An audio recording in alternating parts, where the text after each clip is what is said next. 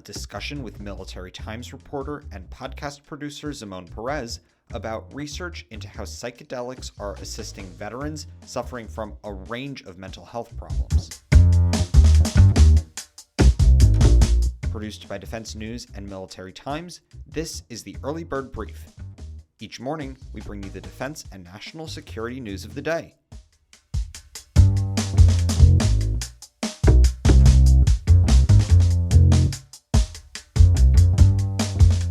The U.S. Food and Drug Administration previously designated a certain psychedelic as breakthrough therapy for treatment of post-traumatic stress disorder. What does it mean for our defense and security? You'll find out. I'm your host, Jonathan Lehrfeld. Today is November 13th, 2023. So Z, can you tell us more about the use of MDMA and other psychedelic-assisted therapies for veterans who are suffering from a range of mental health problems? Yeah, Jonathan. So I think it's important to note first, right off the bat, because people say psychedelics and everyone starts to think 1960s Woodstock or a college freshman experimenting for the first time with acid or Molly.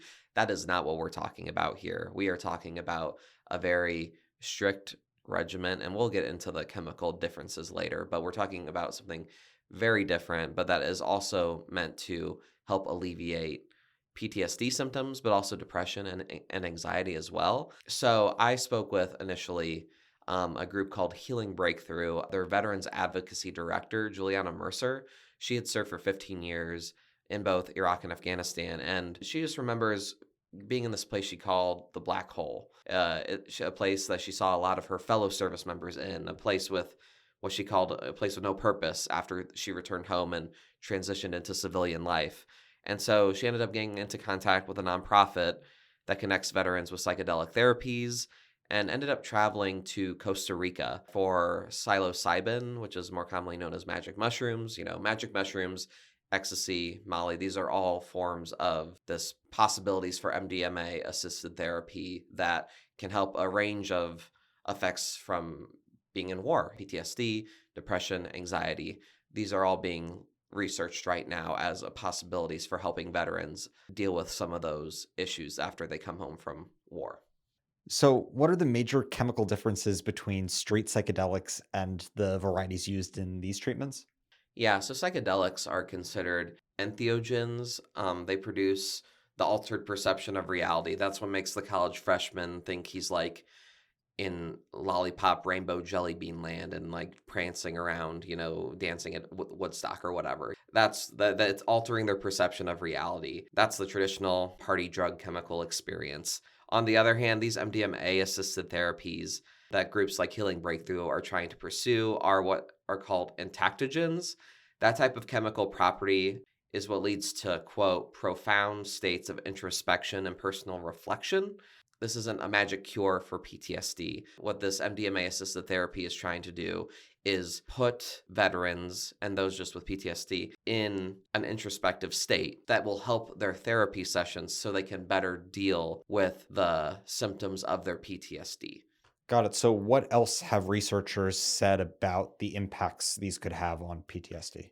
Words have been used like miracle drug, extremely promising, revolutionizing how we treat PTSD in this country. In 2017, the Food and Drug Administration designated MDMA as a breakthrough therapy for treatment of post-traumatic stress disorder, and psilocybin, the magic mushrooms that we were previously talking about, to treat anxiety and depression, received breakthrough status in 2019. This means the results are so promising, they are putting, in essence, a rush order on it, right? And so the Multidisciplinary Association of Psychedelic Studies has researched the effects of MDMA for more than 30 years, and it was tasked with conducting further studies on treatment. And it has researched further these PTSD treatments in a multi-site clinical trial and a second phase 3 clinical trial. So that's really far along in the process for those who aren't in the trenches of, FDA lingo. So this second phase 3 trial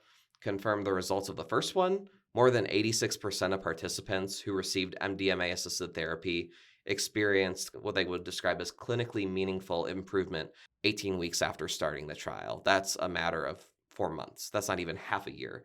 And greater than 71% of participants who had MDMA-assisted therapy also no longer met the diagnostic criteria for PTSD at the end of the study. And that's compared to little more than 46% of participants who were given not MDMA but also did the normal therapy associated with PTSD treatment. A number of Veterans Affairs officials have also expressed how promising this is. On another podcast that the VA runs, they were talking about how this treatment has helped people. And Joshua Woodley, who leads the University of California, San Francisco Translational Psychedelic Research Program, he said phase 3 trials of MDMA and psilocybin have shown, quote, very promising results in treating PTSD, depression, and even substance abuse disorder too. And the department's deputy executive director of the VA Office of Mental Health and Suicide Prevention said this is opening all kinds of doors and windows on that same podcast. And this comes at a really big, major, extremely existential point in PTSD treatment in America. Veterans of Operation Iraqi Freedom and Operation Enduring Freedom suffer from near epidemic levels of PTSD. Nearly 30% of those veterans say they've suffered from PTSD at some point in their life. And suicide levels among veterans, many of us know, are higher than what the federal government even once thought.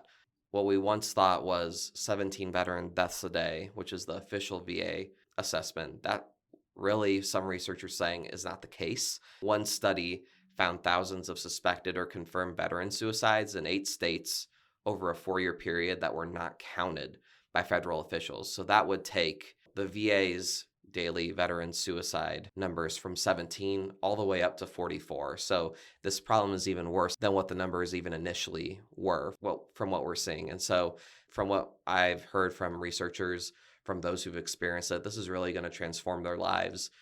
So given all of that, what are the next steps in the timeline to potentially getting these treatments approved?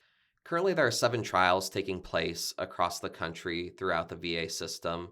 But the problem that some advocates like Mercer were saying is that the study is philanthropically funded. There isn't government money behind this push. There are expectations that the FDA will approve ecstasy/Molly MDMA assisted treatment by next year, while the magic mushroom treatment is 4 or 5 years behind it.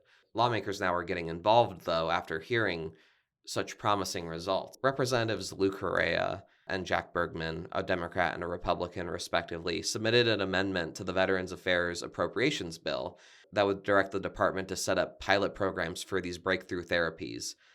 They both co-chair the Psychedelics Advancing Therapies Caucus. And so some people might be asking, like I myself asked when I first heard about this, I'm like, oh, psychedelics, and they're trying to pass that through, the House of Representatives and the Senate. Like, what are, Republicans who are generally, less likely to support even looser marijuana restrictions saying about that? And that, from what I've heard, it's been largely supported across the political spectrum.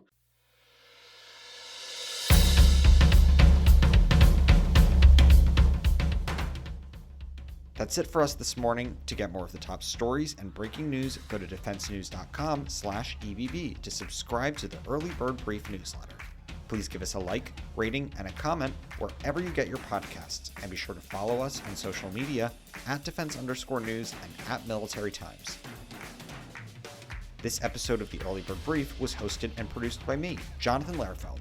If you liked our conversation today, be sure to check out Z's work at militarytimes.com. Our editor-in-chief is Mike Gruss. Have a great day.